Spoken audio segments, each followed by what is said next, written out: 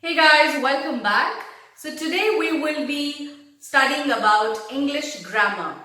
Did you know that grammar is very important, especially in the IELTS? And have you realized that this could be one of the main reasons why you are repeatedly not scoring well? Grammar is one of the criteria on which you are marked, especially in the writing and the speaking section. So be very careful.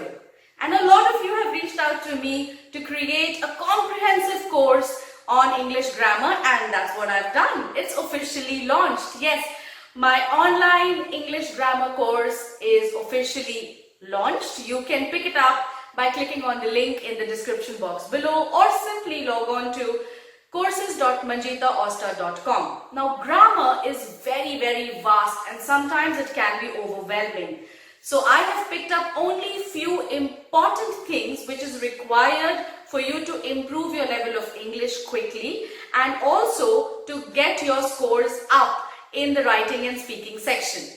The course contains mistakes which you should avoid, parts of speech, sentence structures, tenses, punctuation marks, and subject-verb agreement. It also contains exercises along with answers so that you can quickly check your own understanding. Now, let's move on to today's session, which will be based on all these topics which we just discussed. I'll quickly pick up some important things in each of these topics so that we understand what they are and we know how to strengthen our grammar. The first tip will be on mixing up similar sounding words. Have you realized that there are so many words which sound the same, but it doesn't mean that they mean the same? The spellings will be different, the usage will be different. Let's pick up two of such words, weather and weather. As you can hear, the sound is exactly the same. It sounds weather, but the spellings are completely different, and so are the meanings. So is the usage. So the usage, relevance, spelling, meaning, all of these will be different. Please do not use them interchangeably, especially in the writing section. Be very careful. W-E-A-T-H-E-R. Now we all know what the weather is, right? It refers to day-to-day temperature and precipitation activity. For example, cold, hot, rainy, stormy, clear, cloudy. We talk about weather.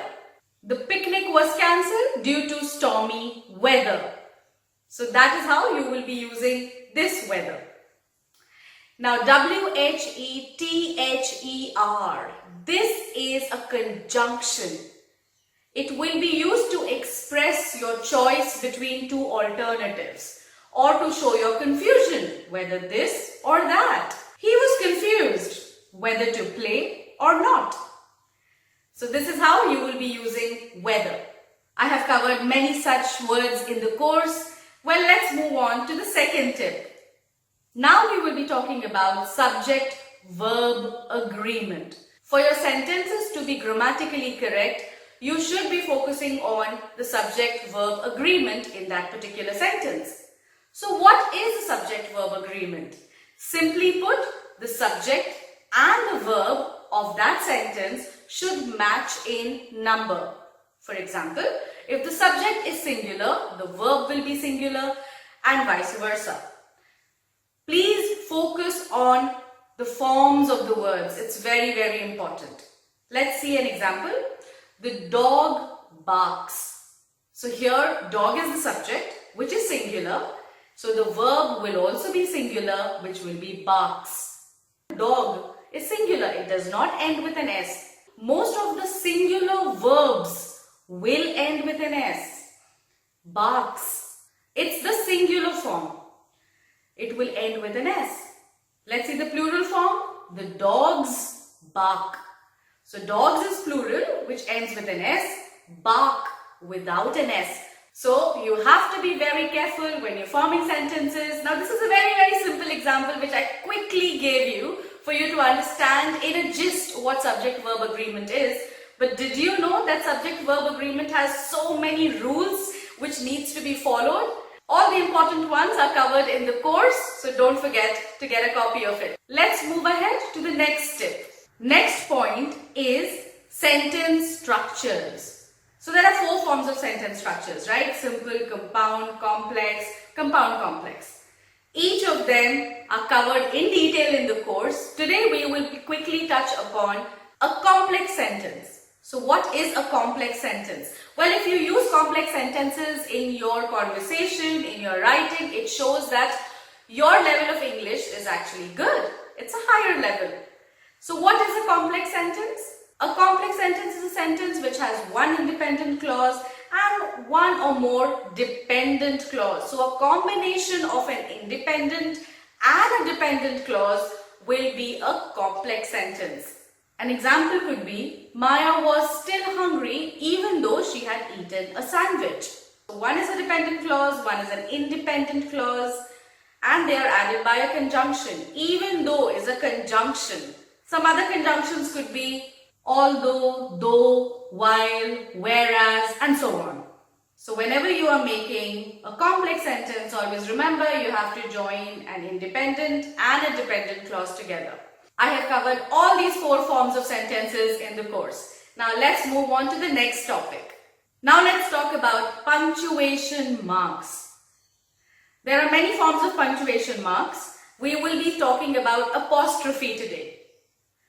Apostrophes are used for 2 main reasons. Do you know where? Well, the first one is used to show possession, especially when you want to talk about something belongs to someone. It's showing a possession. So possession, let's take an example of this. This is Manjita's video. Manjita's video.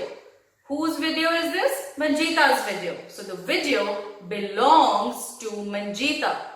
So it is showing possession. So there will be an apostrophe S after Manjita. Alright?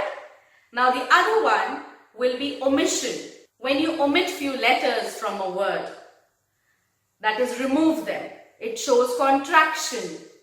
For example, we write its, it apostrophe s, its. So when do we use its? Its is nothing but a contraction of it is. It's a wonderful day. This means it is a wonderful day. So now you know where the apostrophes are used. Did you know that it's with an apostrophe and it's without an apostrophe are used differently at different places? They mean different things. Well, things like these and much more are covered in the course. Let's move on to the next tip.